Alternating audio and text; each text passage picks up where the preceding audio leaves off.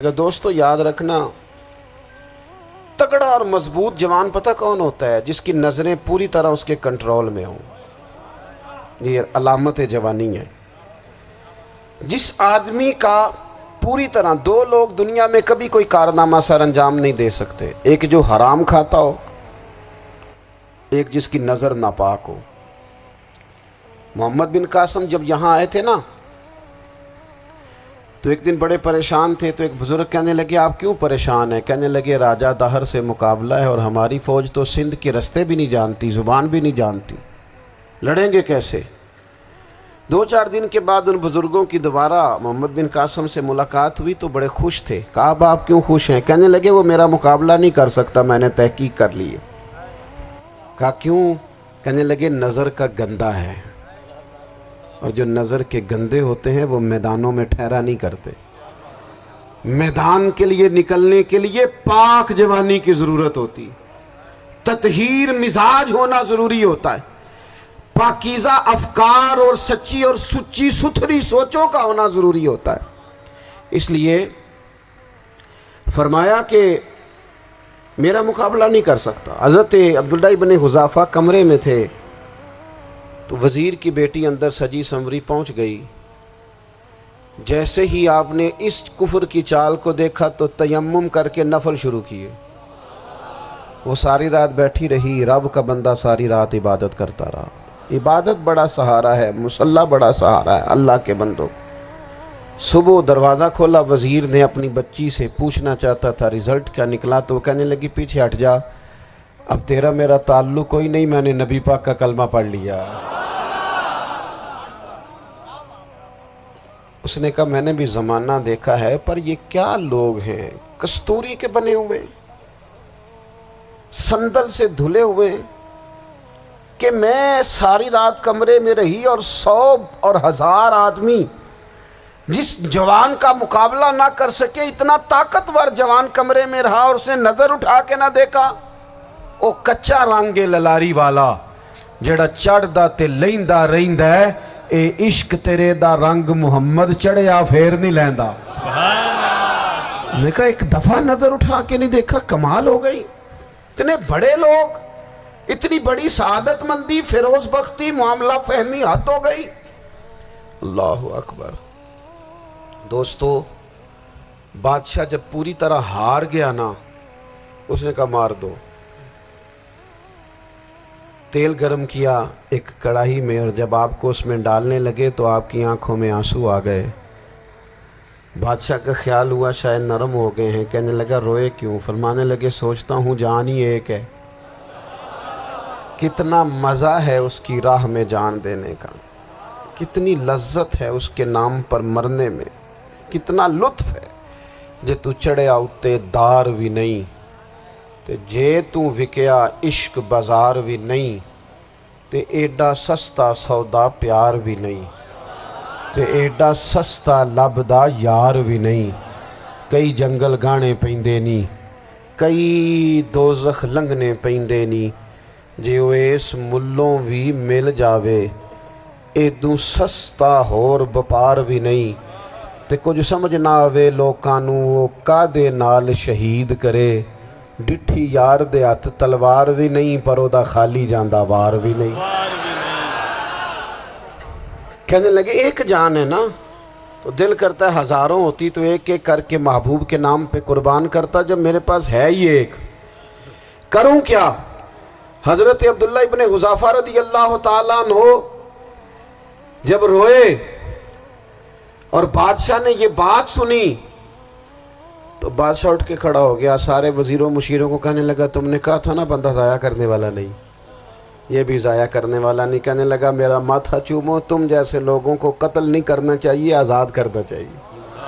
عزیز اپنی زندگی سے نا یہ بہت زیادہ ہرس، ہوس، طمع، اور یہ کسی بات کی بھی ہو، ہرس صرف پیسوں کی نہیں ہوتی ہے، شہرت کی بھی ہوتی ہے، یہ بیماری انسان کو اقتدار کی بھی ہوتی ہے، تعریف کی بھی بیماری ہوتی ہے، یہ سارے نقص ہوتے ہیں لوگوں کو، اور معاذ اللہ بعض جبوں کبوں کے اندر بھی ہوتے ہیں، وہاں بھی پنپتے ہیں۔ اپنی زندگی جب تک اس سادگی میں نہیں لاؤ گے جو رسول پاک نے عطا فرمائی ہے، جب لوگ آسانیوں میں پوری طرح الجھ گئے تو پھر وہ دور ہوئے اور کفر چڑھ گیا۔ دوسری بات، اللہ کے محبوب صلی اللہ تعالی علیہ وسلم کی محبت ہم سے تقاضا کرتی ہے کہ ہم اس مشن کے لیے کام کریں جس مشن کے لیے رسول پاک نے کام فرمایا ہے۔ ہم سارے کام بڑے مضبوطی سے، سوچ سمجھ کے، تدبر سے، حکمت سے، تقاضوں کو مد نظر رکھتے ہوئے کرتے ہیں سارے کام۔ دین کے کام میں ہمارا مزاج نہیں ہوتا، او ہو جائے گا جی، آپ بسم اللہ پڑھیں جی، شروع کریں جی۔ آپ تقاضوں کو سمجھیں، چیزوں کو دبائیں نہیں، چیزوں پر غور کریں۔ کسی کے ذہن کی سطح پر سوال ابھرتا ہے، اس کا تسلی بخش جواب دیں۔ اپنی زندگی میں دین کے کام کے لیے اپنے آپ کو وقف کریں، اور دین کے کام کے بہت سارے پہلو ہیں۔ ہزاروں لوگوں کو قرآن پاک ٹھیک پڑھنا نہیں آتا، ہزارہا لوگ ہیں جو قرآن مجید کے مطالب سے آگاہ نہیں ہیں، دین کی بنیادی ضروریات سے لوگ نابلد ہیں۔ میں آپ کو کس طرح یہ بات سمجھاؤں کہ ہزاروں کی تعداد میں طلاقیں اس لیے ہوتی ہیں کہ مردوں کو طلاق کے مسئلے نہیں آتے، انہیں پتہ نہیں ہے کہ مجھے حقوق زوجین کے معاملے میں کیسے چلنا۔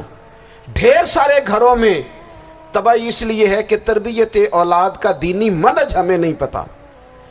اپنا حصہ ملائیں دین کے کام میں۔ ایک آدمی کو اگر تو نمازی کرنے میں کامیاب ہو گیا، تیری زندگی بدل گئی۔ وہ دین بیزار لوگ جو ہمارے بیچ بیٹھ کے ہماری نوجوان نسل کو پگڑی اور داڑھی کا نام لے کے بنیادی طور پر دین سے دور کرتے، ایسے نوجوانوں کو دین کا پیغام محبت دے کر دین کے قریب کرنا ہماری ڈیوٹیوں کا حصہ ہے۔ ہمیں ذمہ داری کا احساس کرنا پڑے گا، ہمیں یہ خاص قدم اٹھانا پڑے گا، توجہ دینی پڑے گی۔ مساجد، مدارس، میں آپ سے عرض کروں، اتنی ڈٹ کے مخالفت ہوتی ہے نا مدرسوں کی، اتنی ڈٹ کے۔ میں ادارہ چلاتا ہوں، اس کے چلانے میں جو مشکلات ہیں وہ تو ہم بتا نہیں سکتے آپ کو، اس لیے کہ میری قوم، میرا اس قوم سے تعلق ہے جو نعت خواں امیر کرنا چاہتی ہے، مدرسے نہیں۔ ہاں، نقیب خطیب پیدا کرنا چاہتی ہے، شعر و شاعری کی زندگی کو پروان چڑھانا چاہتی ہے۔ فقط ہمارا ان لوگوں سے تعلق ہے جو لاکھوں کروڑوں روپیہ محافل پہ لگائیں گے، اور قاری صاحب بیچارے اگر مسجد کا کوئی ہونے والا کام کسی وقت بتا دیں گے تو وہ بڑی مشکل آ جائے گی ان کے لیے۔ یہ کیسے ہو سکتا ہے، آپ نے یہ ڈیوٹی بتا دی۔ مدارس، اور جتنا اہم رول دین کو پھیلانے میں مدارس اسلامیہ کا ہے، اتنی زبردست، لوگوں کا خیال ہوتا ہے میری طرح کے لوگ شاید کام کرتے ہیں، ڈیوٹی کرتے ہیں۔ یہ 10-15 لوگ آپ کو نظر آتے ہیں جو آپ کو کہیں میڈیا پر یا ادھر ادھر ڈیوٹی کرتے، مخلص لوگ اپنی جگہ پہ، وہ بھی بڑا ہی کام کر رہے ہیں، جو میڈیا پہ آ کے بھی اخلاص سے اور درد دل سے کو دین کی، ان کی بھی کسی بات کی حوصلہ شکنی نہیں۔ لیکن ہزارہا اساتذہ جو مدارس میں بیٹھ کے پڑھاتے ہیں، جنہوں نے وہ سارے لوگ تیار، آپ سمجھ نہیں سکتے کتنا بڑا کام۔ حفظ کا استاد جو ہوتا ہے نا، اس کی ڈیوٹی 24 گھنٹے ہوتی ہے، فجر سے پہلے، اور اس نے بچوں کو اٹھانا۔ تنخواہ تو ہم انہیں دینا نہیں نہ چاہتے جی، تنخواہ نہیں دے دی انہوں نے، ہمیں مولوی امیر نہ ہو جانا۔ مولوی نو تے سوٹ بھی 27ویں والی رات دے ہے تاکہ کدھر سوان کے عید والے دن پا نہ لوے، چونکہ 27ویں تو بعد تے درزی پھڑتا ہی کوئی نہیں، کیوں حضرت؟ ایسے ہی ہے نا، اس وقت تو نہیں نہ لیتا۔ تو ہم چاہتے ہیں مولوی ہماری مرضی کے ہماری طرح کا سوٹ نہ پہن لے۔ مدارس کی مضبوطی، آپ یہ دیکھ لیں، یہ صلاح الدین ایوبی کا تعلق بھلا کس چیز سے تھا؟